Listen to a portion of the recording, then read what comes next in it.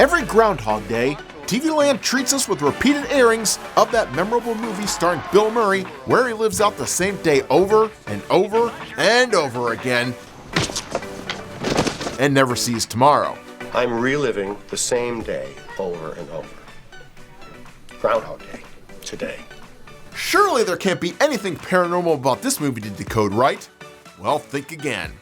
Because peering deeper into this film uncovers some elusive answers that help us to explain exactly how residual hauntings are created and how to avoid becoming trapped within them.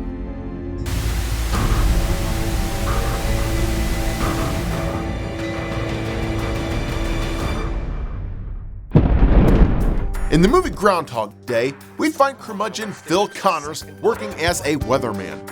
This boring life leaves him disgruntled. I stayed here 2 years ago. I was miserable. It's a flea bag. Cranky. People are morons. Insulting. Hey, is your troop gonna be selling cookies again this year? Crude. You're incredible. Who told you? And someone that just hates life. Okay, we'll try it again without the sarcasm. We got it. Then on Groundhog's Day, his job is to travel to this quiet town where he wakes up to the local morning radio show, struggles through work, and then upon traveling home, there's an accident on the interstate which prevents him from going back home. Hey, no. So it's back to the small rural town, which just adds to his annoyance levels. You going to the groundhog dinner? No, I had groundhog for lunch. After going to bed, he wakes up to find that the same exact day has somehow completely reset itself, Didn't we do this yesterday?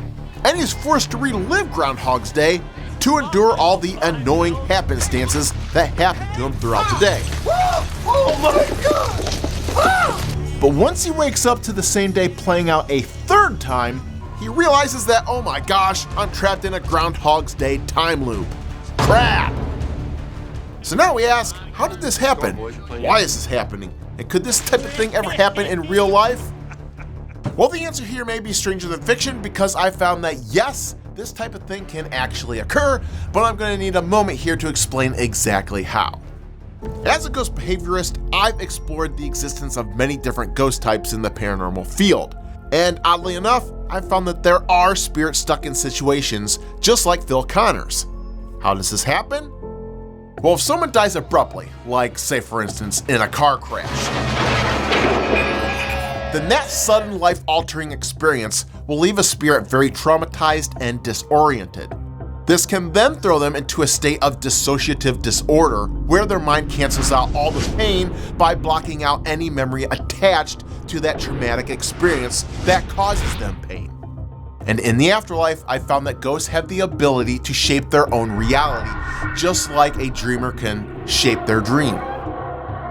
So when a spirit's dissociative disorder kicks in, a false world can easily be manifested where they then live out each day alive and well until that pain is properly dealt with. Now the movie here kind of alludes to the fact that Phil could have died at the end of the first day. Remember that accident on the interstate?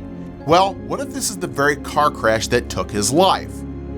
I've found that people with the ability to see the dead will sometimes have stories where they've been at a site where someone has died, only to see that the recently deceased are now wandering around, unaware that they have died. And spoiler alert, this is very similar to the final scene found in the Sixth Sense movie. Because the kid that can see ghosts, well, he's seeing one walking around the accident area trying to figure out what happened. And wouldn't you know, there's also a scene in Groundhog's Day that you could say kind of plays out the exact same way too if Phil is actually a ghost. Because if you see here, Phil is actually wandering around the highway in search of answers about the crash. Is it because that he was involved in it? And I've interacted with many spirits who died in this manner who are, yes, going through a lot of psychological trauma that can last many, many years. This is because their mind hyper-focuses and replays the last set of events that occurred to them before their life was taken in order to make sense of it all. And when this happens, it usually sends them down the path where they're struggling through those 5 stages of grief. And in this movie, well, we first see Phil dealing with the stage of denial.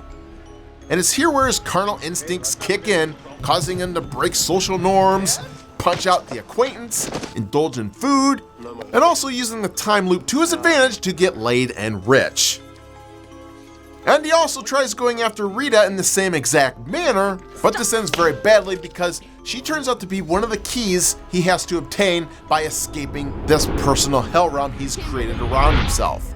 And cheating and lying to yourself will not unlock this hell realm, sorry to say. Because as he puts it, That's not true. I don't even like myself. revealing, we've got a lot of work to do. Later in this movie, the stages of grief continue into anger and depression. Phil rages, steals, takes his own life, numerous times at that. This all fails too because there is no easy way out of your hell realm. You have to put in the work. As Phil moves into the bargaining stage, he then reaches out for human connection, like the street beggar and Rita again. But alas, she is still unattainable until those internal improvements are made.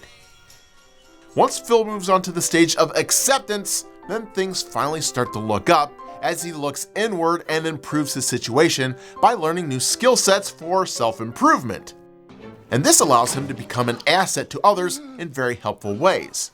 And the effects of this ends up chipping away at the false illusion or hell realm that he's created around himself to alleviate those hellish effects. Now, if you do a quick Google search on how long Phil was actually stuck in this time loop, someone actually calculated that the time frame was about 34 years. 34 years, holy cow! The sad fact about this, though, is that I've encountered spirits that have been stuck in this time loop situation for longer than that.